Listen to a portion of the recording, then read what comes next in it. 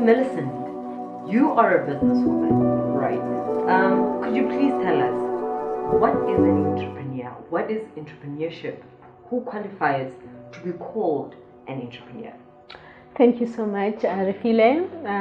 An entrepreneur really is an individual who is able to see problems and really translate and transform them into solutions. Okay. So they are very visionary in mind. When they see something, they actually can see a solution. What comes with the challenges of entrepreneurship?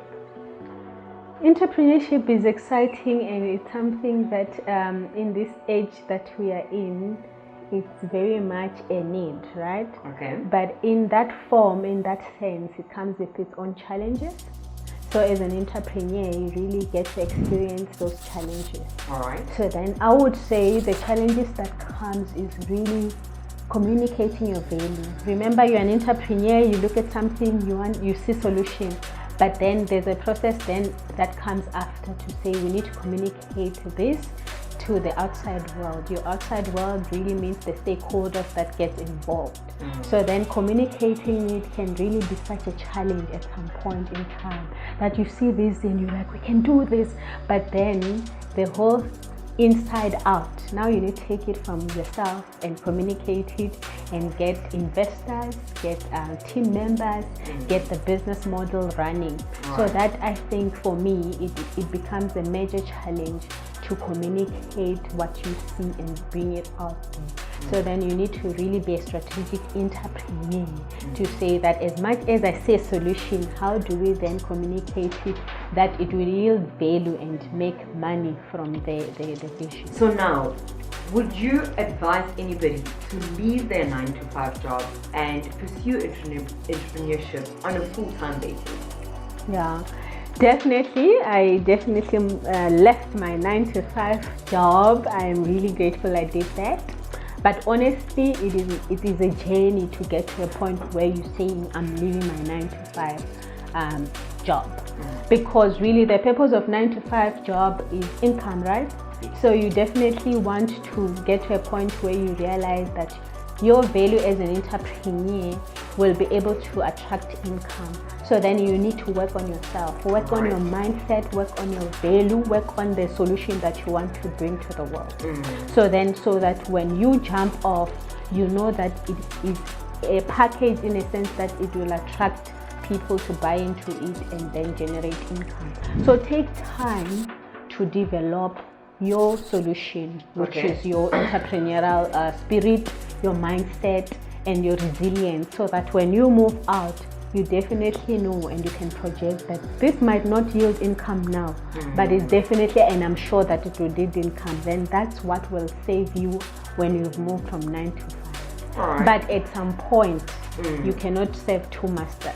So you definitely need to choose the entrepreneurship over the 9-to-5. Definitely, yeah. So now, tell me, how important is mentorship? Does somebody really need a mentor?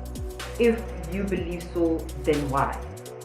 Definitely, I think mentorship is the life of an entrepreneur, because it helps you with developing the personality and the persona of an entrepreneur. There's so much that you need to work on in mindset, work in your value, understanding who are the customers and all that comes with entrepreneurship. So then if you have mentors, those helps you get to clarify a lot of things, and you also get inspired to stick it on, because the story of another entrepreneur who is successful can really inspire you. So people should pursue mentorship, and definitely you pursue mentorship in different platforms.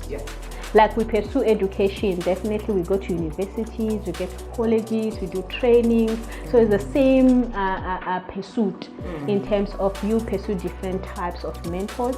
But I always say, because I always get people wanting me to coach them and mentor them, I just agree. But if you don't pursue your mentor, you will not get value out of it. So it's a matter of pursuing your mentor. It's a matter of making sure that you package your value that you expect from that mentorship relationship, so that you pursue it to add value to yourself as a business person. Oh, all right. So now, is entrepreneurship worth pursuing? Is it really, really worth pursuing? Definitely, especially in the community and the society that we live in. In entrepreneurship, we need entrepreneurs that are willing and are able to see problems and turn them into solutions. We definitely live in a society where we have a lot of inequalities, where we have a lot of challenges, we have poverty. So then if we don't have entrepreneurs that comes up with a solution to solve like an African poverty, then it means we're really not going to go and continue with our economic development and grow even as a society. Most of us start businesses with a survivalist mindset. Me and my family, we shall be fine. But an entrepreneur is not a me and my family shall be fine, is a solution, and a solution to a bigger population, a mass, and that. So then it becomes important because it will solve the problem, and the problem that was affecting a lot of people. So that's why we need entrepreneurs, and it becomes important. And obviously it will generate value for yourself as an entrepreneur, for your family, and the world. All right. Which is what we pursue as people. I think we want to be at the end of our life and see the value that we've created and the value that we've sent to the world. All right. So now, is passion enough to become a successful entrepreneur? Is it enough? Really, passion is something that I always give an example of saying where there is smoke, there is fire. So passion becomes that smoke that really represents that there is fire of entrepreneurship within yourself. But definitely we know that smoke is just part of fire. It doesn't make the fire. So then as an entrepreneur, to maintain the passion of entrepreneurship, you need to make sure you invest in your visionary abilities, you invest in yourself, your mindset, your competency, your skills, your value. More than just passion, there is work to be done. To translate this problem to a solution, you need to work on it. So you have to work on your craft. You need to work on the resilience, the persona of an entrepreneur. Then we can definitely say that passion alone is not enough. But it helps in us seeing that there is fire of an entrepreneur here, because that passion just keeps on showing that there's something here. So do invest in knowing what is the passion that lies within you, because it will direct you to your fire, and your fire then will want you to go seek tools to make it keep it burning, which is true. So now, what advice would you give to an upcoming entrepreneur?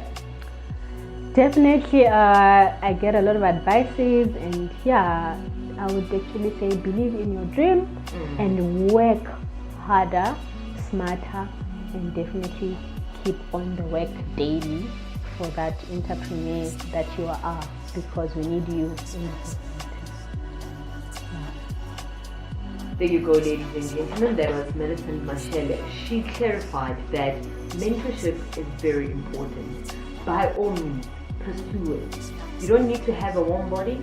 You have books, you have videos that you can watch and see, and learn from that and implement the principles that they taught you. Ladies and gentlemen, this is Rufila Faraham, the Iron Lady.